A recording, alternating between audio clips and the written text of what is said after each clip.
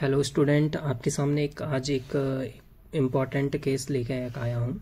ये बहुत ही कॉमनली आपका देखने को मिलता है। इवनली ये जो ब्रीडिंग सीजन होता है, ये आपका पार्चुरेशन का जो टाइम होता है उस दौरान बहुत ही कॉमनली आपका देखने को मिलता है। और ये केस है आपका मिल्क फीवर का।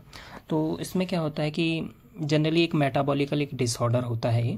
जब कैटल या बेफेलो आपका पार्चुरेट कर जाती है तो उसमें पार्चुरेशन के बाद suddenly with in the 2 to 3 days आपका ये मेटाबॉलिकल डिसऑर्डर जनरली देखने को मिलता है। तो उसमें क्या होता है कि कैटल सडनली आपका रिकमेंट हो जाती है और ड्यूमिनेशन नहीं कर पाती है। कभी कभी इसमें ब्लोड भी देखने को मिलता है और धीरे धीरे ये आपका जो हेड रहता है वो एक अपने फ्लैंक की ओर रख देती है।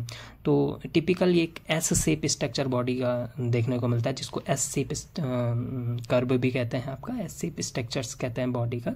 और ये आपका जनरली किस में देखने को मिलता है, मिल्क फीवर में देखने को मिलता है। सो ये कुछ सिम्टम्स हैं जिसके बिहाफ पे हम कह सकते हैं कि ये मिल्क फीवर। जैसे आपका ये पहला सिम्टम्स यही होगा कि टेम्परेचर बहुत ही कम देखने को मिलेगा। जनरली इसमें 3 स्टेजेस होती हैं। स्टेज 1 में हाइपर एक्साइटेबिलिटी कभी कभी देखने को मिलती हैं। स्टेज 2 में आपका रिकमेंसी आ जाती है, लेटरल रिकमेंसी। एंड स्टेज 3 में आपका एक्सटर्नल रिकमेंसी आ जाती है।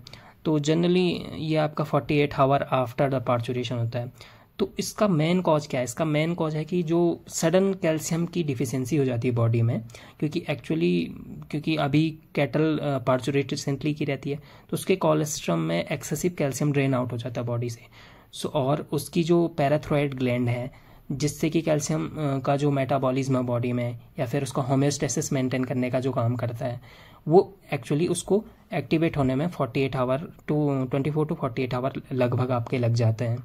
So sudden calcium deficiency blood में हो जाती है।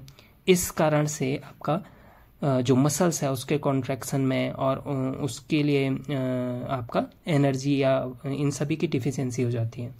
सो अब ये सारे सिम्टम्स हमें देखने को मिलते हैं। तो अब इसका ट्रीटमेंट क्या होगा? इसमें ट्रीटमेंट बहुत ही सिंपल है। हमें इन्फ्यूजन देना होता है इसमें कैल्शियम बोरोग्लूकोनेट का। सो कैल्शियम बोरोग्लूकोनेट इन्फ्यूजन इसमें एक बहुत अच्छा काम करता है। एक 300 to 400 की केजी की अगर कैटल है तो उसमें 300 to 450 ml के आसपास आपका IV इन्फ्यूजन को कैल्शियम बोरोग्लूकोनेट सफिशिएंट होता है। सो कभी कभी ये आपका रिपीट भी करना पड़ता है 2 से 3 दिन तक। तो और साथ में इसमें फ्लूइड थेरेपी भी हमें देनी होती है, क्योंकि बॉडी डिहाइड्रेटेड रहती है और कुछ मल्टीविटामिन्स भी इसमें इंजेक्ट करने होते हैं। सो ये बहुत ही एक कॉमन केस फील्ड में देखने को मिलता है। अगर आप इसके पैथोफिजियोलॉजी और इसमें और इसकी सिम्टम्स और इसके ट्रीटमेंट के बारे में डिटेल में जानना चाहते हैं तो आप प्लीज़ मेरे चैनल को सब्सक्राइब करें। मैं इसके बारे में एक डिटेल वीडियो बनाऊंगा जिसमें इसके सिम्टम्स, डिफरेंट स्टेजेस एंड इसके ट्रीटमेंट के बारे में हम उसमें डिस्कस करेंगे। इसमें मोर प्रोन जो कैटल रहती हैं, जनरली जर्सी कैटल में मिल्क फीवर ज़्यादा देखने को मिलता है। जनरली ये ट्रीटमेंट IV इन्फ्यूजन कैल्शियम बोरोग्लूकोनेट देने के बाद जनरली कैटल आपकी रिकवर कर जाती हैं। लेकिन कभी कभी कुछ ऐसे केसेस रहते हैं जिनमें कुछ कॉम्प्लिकेशंस आ जाते हैं, जिनमें कि जनरली आपका ट्रीटमेंट करने में लेट हो जाती है। उनमें ये कॉम्प्लिकेशंस बन जाती हैं। जैसे कभी ये कैटल डाउनर का हो जाती हैं और उस कंडीशन में ये रिकवर नहीं कर पाती हैं। सो आज के लिए इस वीडियो में इतना ही। अगर आप और डिटेल में इसमें जानना चाहते हैं तो please subscribe my YouTube channel.